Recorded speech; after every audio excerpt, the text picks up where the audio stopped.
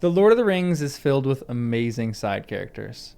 I think my favorite of all time, still to this day, is Hama. I think he is the best. He just had a really funny moment when immediately when the king was healed, he ran off trying to go get Éomer to bring him back to the king, and he was just overjoyed. But Hama dies at Helm's Deep, and he was honored at Helm's Deep, which is just tragic to me. Another great side character is Imrahil. He's another character who, as the book goes on, you learn more and more about. I made a video about Imrahil a few days ago, and he's just one of those characters that the more that the book talks about him, the cooler he gets. I mean, he's cool from the beginning, but he has such a lore about him that's incredible. There's another side character named Gan-Buri-Gan, and he is an amazing character. He is such a strange character that the movies do not have at all. He's this man from the Druidan forest, or he's not a man, he's a Wosis. And just an unbelievable character, just has such like a cool aura about him. And he's only in 3 pages. But I think I found another one of those side characters that I think I love. Although, this side character has no line in the entire book. There's essentially 2 things said about this character. And I found that he is one of the coolest characters just because I am starting to really love Aragorn so much. This is the book, because I am reading this for the first time in my life. And I'm at the part where Aragorn is essentially bringing the army of the dead. And they don't go to Minas Tirith. They essentially just go to the river, and Aragorn uses the army of the dead, and the army of the dead doesn't really use their swords. They drive away the enemy by fear. So they're going to this one little section, and Aragorn just continually amazes me with how well he commands his army, and how wise he is, and how much of a healer he is, and he's just an unbelievable character. And as this book goes on, I am falling in love with him more and more. And he has this moment when they're going to the river, and he's taking Elladan and Elrohir, the twin brothers of Arwen. He's also taking Legolas, Gimli, and 30 of the Dunedain from the north, who are riding with him. They're called the Grey Company.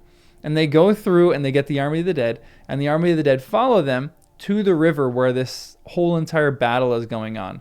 So there's a battle of some of these southern towns of Gondor, and all of a sudden, Aragorn unleashes the Army of the Dead. They don't use swords. They drive away the enemy by fear.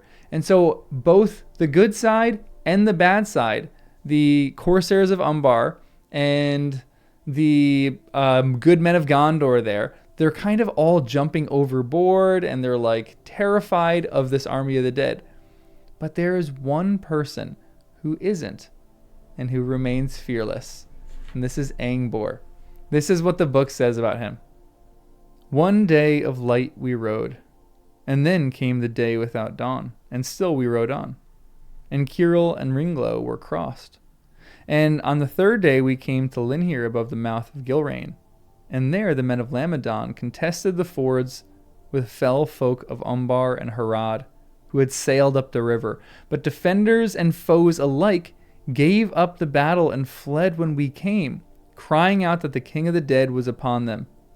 Only Angbor, lord of Lamadon, had the heart to abide us. And Aragorn bade him gather his folk and come behind, if they dared, when the grey host had passed. He's an incredible character. This person who everyone else is freaking out around him, and Angbor goes out to meet Aragorn. He is fearless. And one of the coolest things in this book, too, is later in this section, Angbor is essentially riding up north to clear out the north of all the enemy. And Aragorn is talking with some other guys, other men, and he renames Angbor something. Because Angbor doesn't have any titles. It's not like he's Angbor the Great or Angbor the King or whatever it is. Aragorn is talking, and he says this: 4,000 I sent marching from Pelargir through Lossarnac 2 days ago, and Angbor the Fearless rides before them. I think that is just such a cool bit of lore.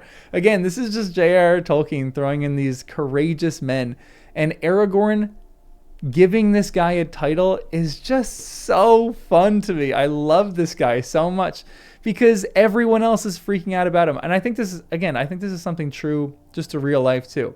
When everything else is freaking out about, or like when the world is going crazy around someone, and if they can remain fearless in the midst of a really fearful time, I think that person has a lot of wisdom. and a lot of courage, obviously. And I just find Angbor to be such an admirable character, and he has no lines in the entire book. As far as I know, maybe he has lines later, and maybe he comes up and plays a major part in the story. But he's just such a subtle side character, and he had such a huge impact on me. Those are the only two lines that he's really in the book so far. And I think Tolkien just does such an amazing job of putting these cool characters in the book, even if they don't have lines, and makes them just unbelievable and filled with cool and rich lore. So this video is to you, Angbor the Fearless. I want to live and become more like you every day. Well, that's all I got for you today. Make sure you like the video. You can subscribe too for more of this kinds of content.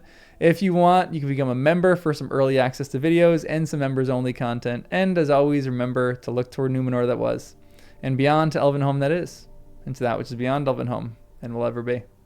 I'll see you in the next one.